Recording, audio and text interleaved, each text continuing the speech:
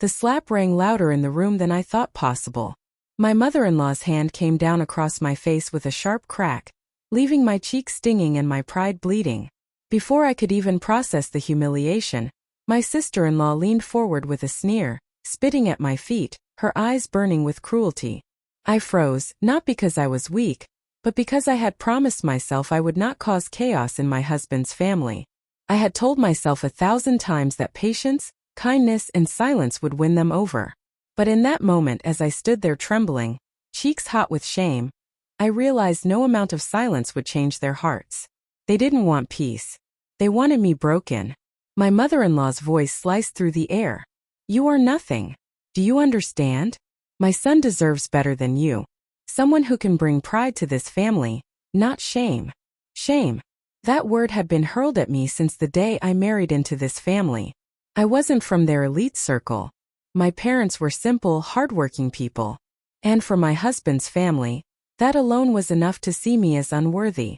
My sister-in-law laughed coldly. Look at her standing there like a lost puppy. Pathetic. You think we'll ever accept you? You'll never be one of us. Her words stung, but it wasn't new. What was new was the sound that followed. The slow, deliberate creak of the front door opening.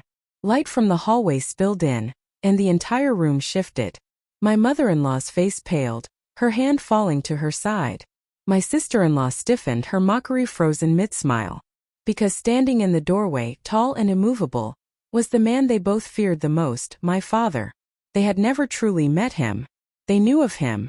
Yes, they knew he was a quiet man, a retired army officer respected in our community, feared when provoked. But they had underestimated him. They had assumed his silence was weakness. Now his eyes burned like steel as he stepped into the room.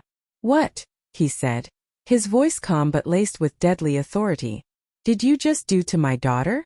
The silence was unbearable. My mother-in-law stammered. We were only what? His gaze was unflinching. Only raising your hand against her? Only spitting on her? In my house, even my enemy's daughters were treated with dignity. And here in your home, you disgrace yourselves by abusing your own son's wife.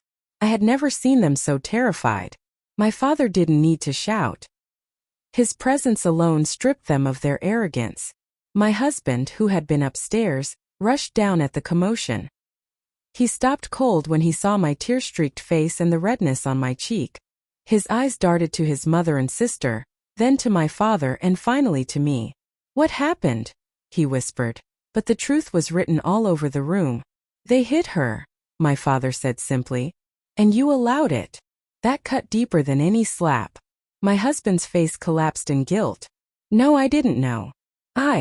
You chose not to see, my father interrupted, his voice low but heavy. A man's first duty is to protect his wife. If he cannot do that, he has no right to call himself a husband.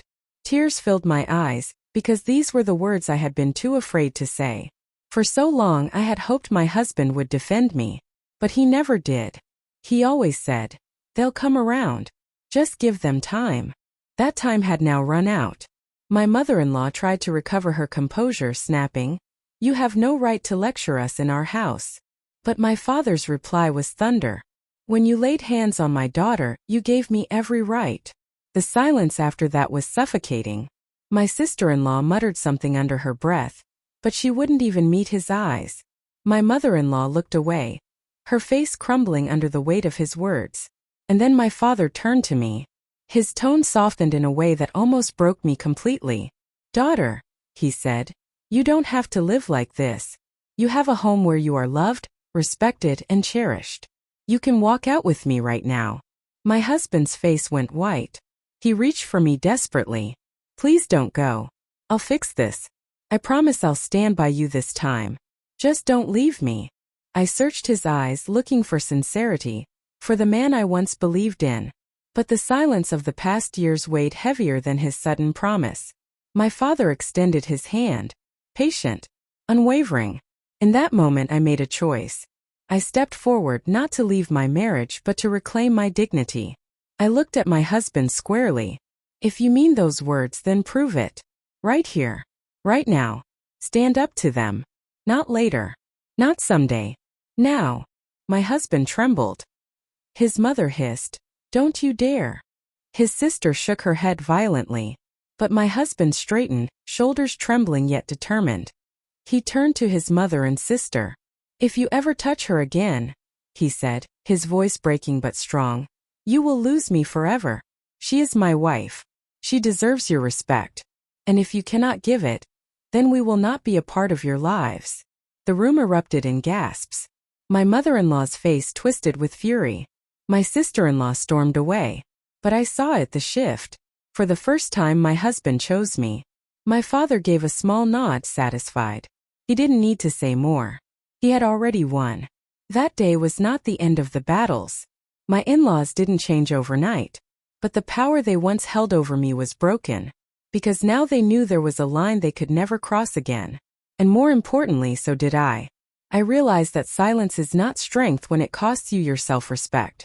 I learned that sometimes the people we love need to be pushed to stand up for us. And I discovered that behind me, I had a father who would walk through any door at any time, to remind me that I was never alone. So if you ask me what the turning point was, it wasn't the slap. It wasn't the spit. It was the moment the door opened and light spilled in, carrying the strength I had forgotten I had all along. Because their worst nightmare wasn't my father. It was the truth that I was no longer afraid of them,